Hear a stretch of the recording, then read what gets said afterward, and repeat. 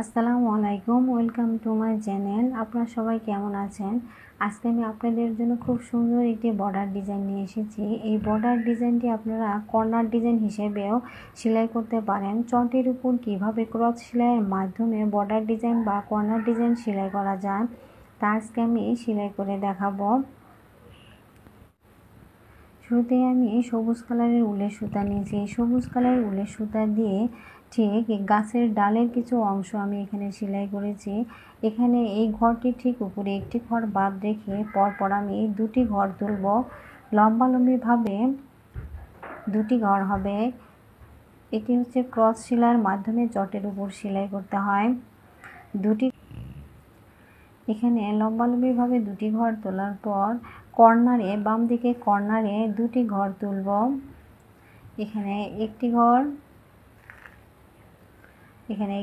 একটি ঘরের ঠিক কর্নারের দিকে আরেকটি ঘর হবে। এরপর আরও দুটি ঘর হবে। এখন লম্বালম্বিভাবে দুটি ঘর হবে।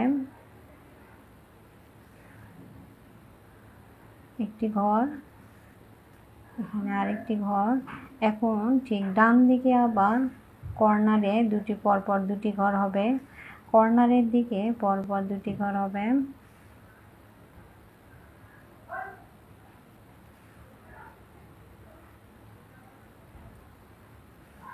এখন লম্বালম্বিভাবে আবার দুটি ঘর হবে।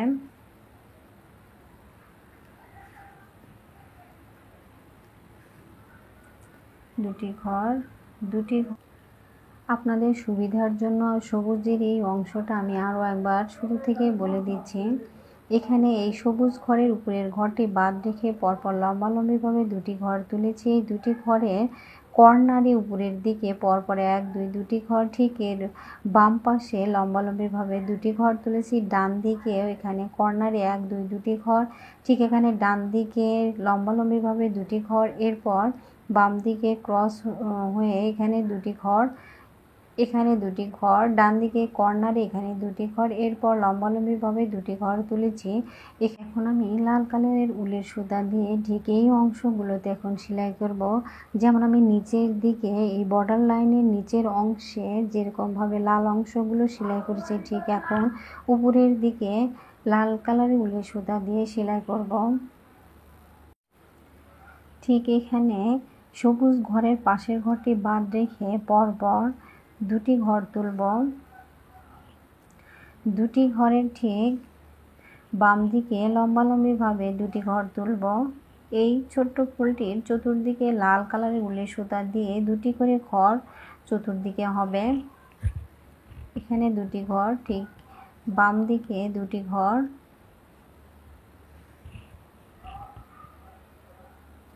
এখন উপরের দিকে দুটি ঘর হবে। এই দুটি করে ঘর চতুর্দিকে হওয়ার পর মাঝখানে 4টি ঘর বাদ রাখব। এখন ফুলের এই ডান দিকে পরপর লম্বালম্বিভাবে দুটি ঘর হবে।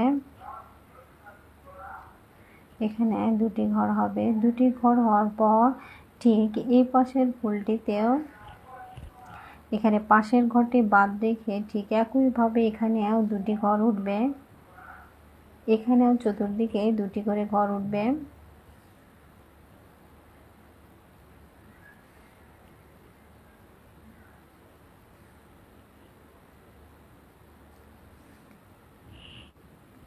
আপনাদের সুবিধার জন্য এই অংশগুলো আমি আরও একবার বলে দিচ্ছি। এখানে এই সবুজ ঘরের পাশের ঘরটি বাদ রেখে দুটি ঘর তুলেছি। দুটি ঘরের পর বাম দিকে লম্বালম্বি দুটি ঘর, উপরের দিকে দুটি ঘর, ডান দিকে দুটি ঘর, মাঝখানে এখানে পরপর 4টি ঘর বাদ রেখেছি। ঠিক একইভাবে এখানেও সবুজ ঘরের পাশের ঘরটি বাদ রেখে এখানে দুটি ঘর, বাম দিকে দুটি ঘর, ডান দিকে দুটি ঘর, ঠিক এর উপরে দুটি ঘর, এখানেও 4টি ঘর বাদ রেখেছি। ঠিক একইভাবে এখানেও লাল অংশটা সেলাই করেছি। এখন এই ফুলের মাঝের অংশগুলোতে সাদা কালারের উলের সুতা দিয়ে সেলাই করব। প্রতিটি ঘরের মাঝখানে আমি 4টি করে ঘর বাদ রেখেছিলাম। সেই 4টি করে ঘর এখন সাদা কালারের উলের সুতা দিয়ে সেলাই করব। এখানে দুটি ঠিক উপরে আরও দুটি ঘর হবে। প্রতিটি ফুলের মাঝখানে 4টি করে ঘর উঠবে। আপনার চাইলে আপনাদের পছন্দ মতো কালার দিয়েও ফুলটি সেলাই করতে পারেন, তবে আমি এখানে 3টি কালারের উলের সুতা ব্যবহার করে ফুলটি সেলাই করেছি। এখানে 4টি ঠিক এই ফুলের মাঝখানে, হ্যাঁ, বাম পাশের এই ফুলটিতেও একইভাবে 4টি করে ঘর উঠবে।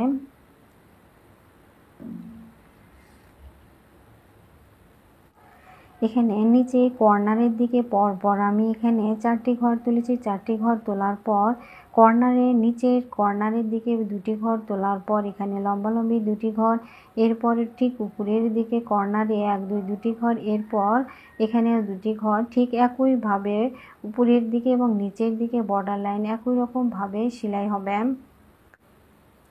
আমার সেলাইয়ের মাঝে যদি কোনো প্রকার কোনো ভুল ত্রুটি থেকে থাকে তাহলে অবশ্যই ক্ষমার দৃষ্টিতে দেখবেন। আর আমার ভিডিও যদি ভালো লেগে থাকে তাহলে অবশ্যই লাইক দিবেন, কমেন্ট করে জানাবেন কেমন হয়েছে।